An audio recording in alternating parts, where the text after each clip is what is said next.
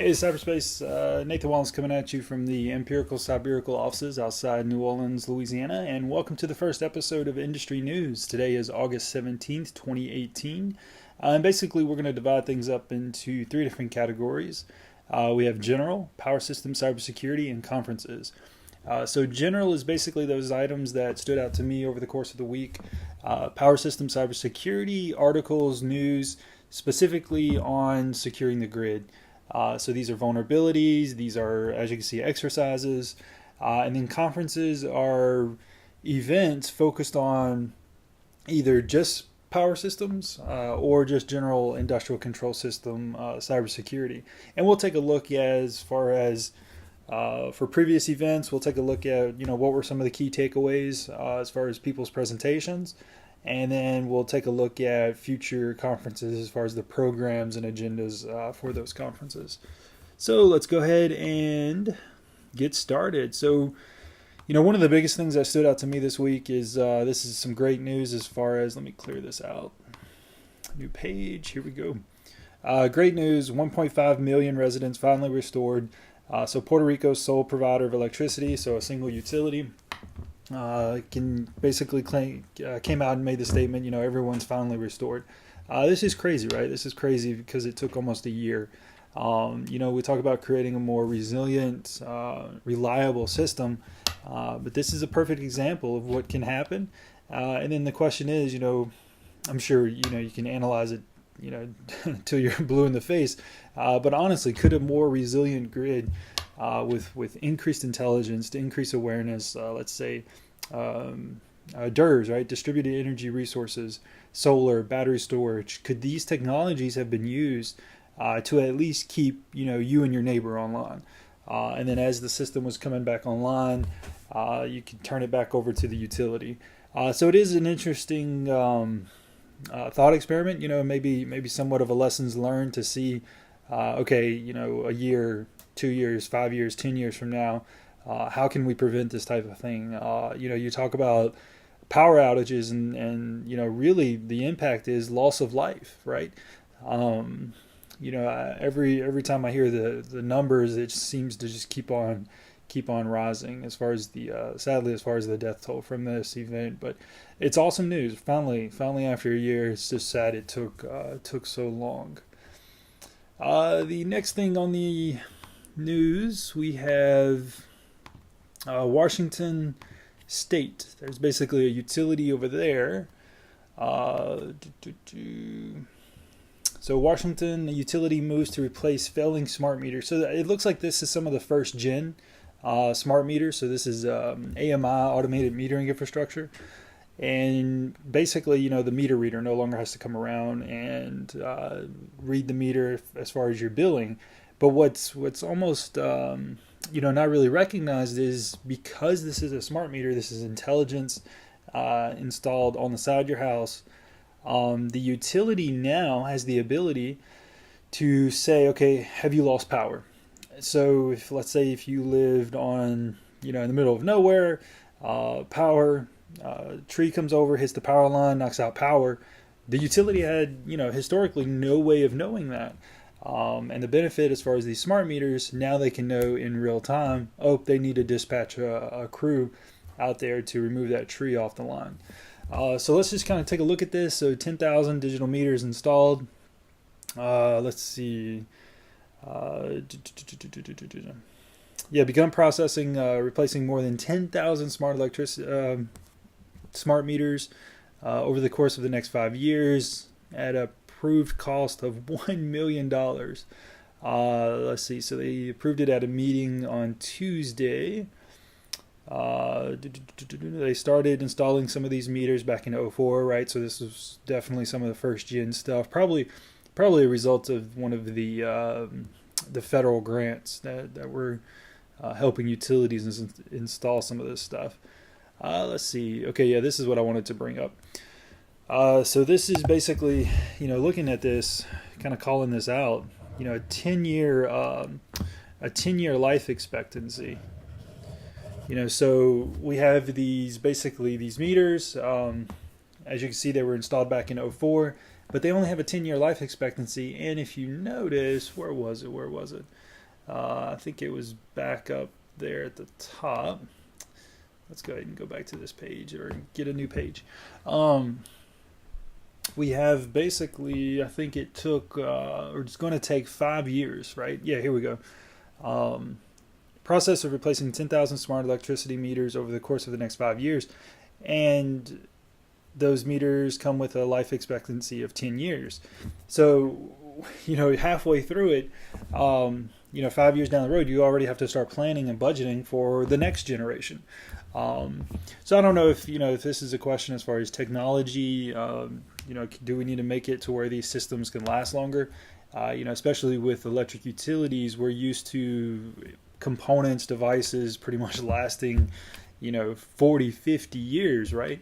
When you think about some of the components that are actually in the grid, breakers, transformers, we almost have that expectation, and that's not the case, right? It's a little harder with just regular IT computers and where things almost have a life expectancy of 3 years, right? If not less.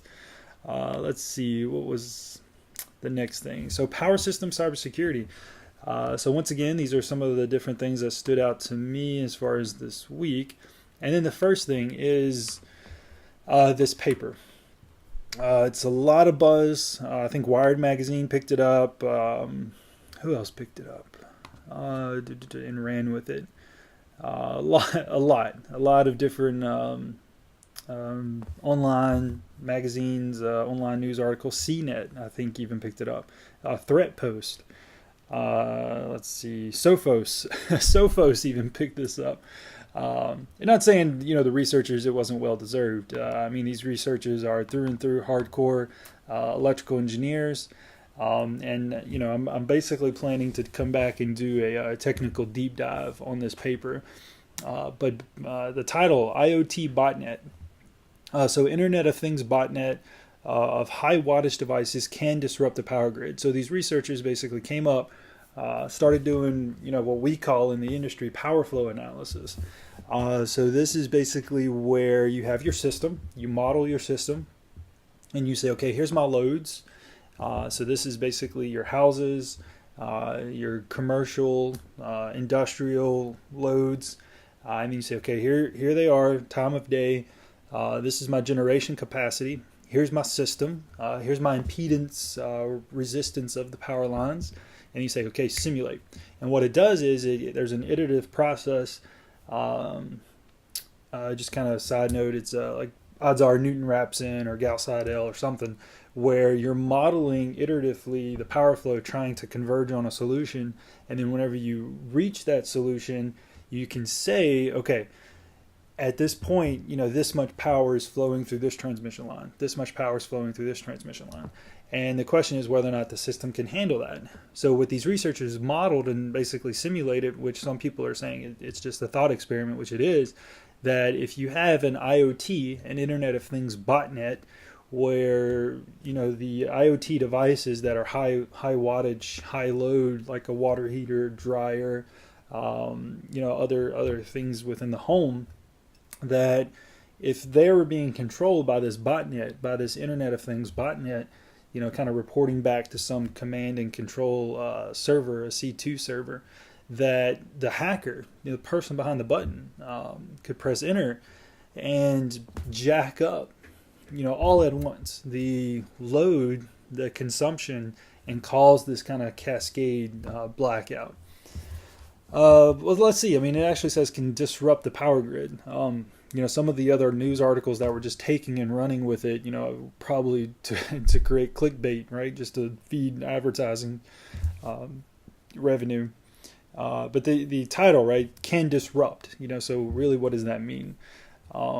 So great paper. I really love the physics. I really love the engineering, which is something, sadly is not really focused on when you talk about cybersecurity. These guys are talking about here just within the beginning, Ohm's law, basics, power systems, analysis, impedance, Kirchhoff's voltage current law, type of analysis, voltage stability, So this is a true electrical engineering analysis, of the system, and then kind of this theoretical thought experiment as far as, can a IoT botnet be used to manipulate the power grid, just by jacking up the load from these devices. So this looks like Power World as far as the simulation, but I'm gonna save this for later. And basically come in and do, like I said, a full technical analysis. But just some initial thoughts. They mentioned that this could cause a blackout or cascading failure. The grid itself, right? The grid itself has what we call spinning reserves, where there's a power plant just waiting to pick up load. So that's one. Two, which going back to that first point, it doesn't look like they modeled that here. It doesn't look like they simulated spinning load. Spinning reserves. As well as a connected grid, right? The grid itself is connected, but if you look at some of these one lines here, this is a generator. We have a bus, so a bus is a substation. Let me zoom in. Like I said, this is Power World. It looks like, and then these are breakers, the little red squares. Red means the breaker's closed, power is flowing. Green means it's open. So you can see there's no arrows here. But it looks like they're just simulating two different islands here. But the grid itself is connected, right? The grid itself is overall, the systems are connected. So all of a sudden, if this isolated system that has a botnet, kind of concentrated, as soon as it starts picking up load, it's going to draw power, right? This system's going to draw power from other connecting parts of the grid. So I think, you almost have to apply this to the entire grid. And honestly, that is a huge botnet. But it is cool. It is cool. You almost need a supercomputer to simulate, something like that as far as the whole grid is concerned. But like I said, I'm going to come back and do a technical deep dive into this article. The next thing, Emerson came out, or it was announced rather, ICS CERT. So this is the Industrial Control System Cyber Emergency Response Team. Great resource. These folks work really, really hard to bring us this information. These are control system cybersecurity announcements. So advisories, vulnerabilities, alerts. So this one came out this week, August 16th, so yesterday. Emerson Delta V DCS Distributed Control System Workstations. And we have an app here that we created just for colleagues, partners, customers. And what we do, we track vulnerabilities and we send push notifications. And I decided not to send a push notification for this vulnerability. And the reason is because it is basically a workstation. It is a Dell laptop. A Dell workstation, so a little desktop, not a laptop. And it's just a DLL, bad DLL. So, right, DLL, it's a file basically with precompiled code that allows you to pull in functions, right? It allows another application to pull in functions. So this is a vulnerability. The CV, so this is a criticality score. So 1, not so bad. 10, pretty bad. You may want to think about fixing it. So it looks like we have 4 different vulnerabilities that are included in this. So 8.2 criticality, 8.8, another 8.2, and then a 9.6. So just looking at these, uncontrolled search, relative path traversal, improper privilege management, and then we have a stack-based buffer overflow. So just throwing that out there, if you have some Emerson workstations, you may want to take a closer look at those. The next thing, DOE. So this is something I've been seeing about quite a bit, and I'm really curious as far as when they complete this exercise, what once again are going to be the key takeaways. So DOE, Department of Energy Cybersecurity Exercise, focuses on grid syncing after cyber attack. And the interesting thought here is, my curiosity, there's a range of cyber attacks. It could be something as small as a single computer getting knocked out. So the question is, well, what would that really do to the grid? That is a cyber attack. We saw back in the one of the Ukraine events a media converter, Ethernet to serial media converter. The firmware was rewritten, right? It was almost, I believe it was just bricked, if my memory serves me correct. So what would that do versus, if you're going after a generation site, the Aurora type event, where you're pretty much closing and opening a breaker out of sync and destroying a generator. Well, can that come online after a cyber attack? So there is this range, of different types of events. And I'm kind of curious. They don't go into too much detail as far as right now, other than that, hey, this exercise is being planned. So I'll definitely keep y'all posted if I hear anything, or if y'all hear anything, definitely feel free to send me a link. Let's see. So that's it for Power System Cybersecurity. So conferences. This is a conference that a buddy of mine went to. Good friends, the Alabama Power Grid Defense Conference. And it looks like they've been doing this for a couple years now. I heard about it, I think, 2-3 years ago. I wish I could have made it to this one. And, right when I first heard about this almost seemed, at least at the surface, almost like a preppers conference, talking about the threats to the grid. But there was a lot of good speakers. It seemed like there could have been a little bit more as far as actual power system engineers. But you do see this at a lot of different conferences that talk about threats to the grid. Majority of those attendees are, let's say retired military. Some of them even work for NASA. Especially when you start talking about space weather affecting the grid, which has happened. So Power Grid Defense, Alabama, let's see, this is a symposium 2018, August 9th through 12th, so last weekend.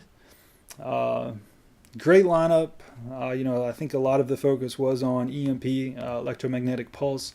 A lot of stuff on cyber as well.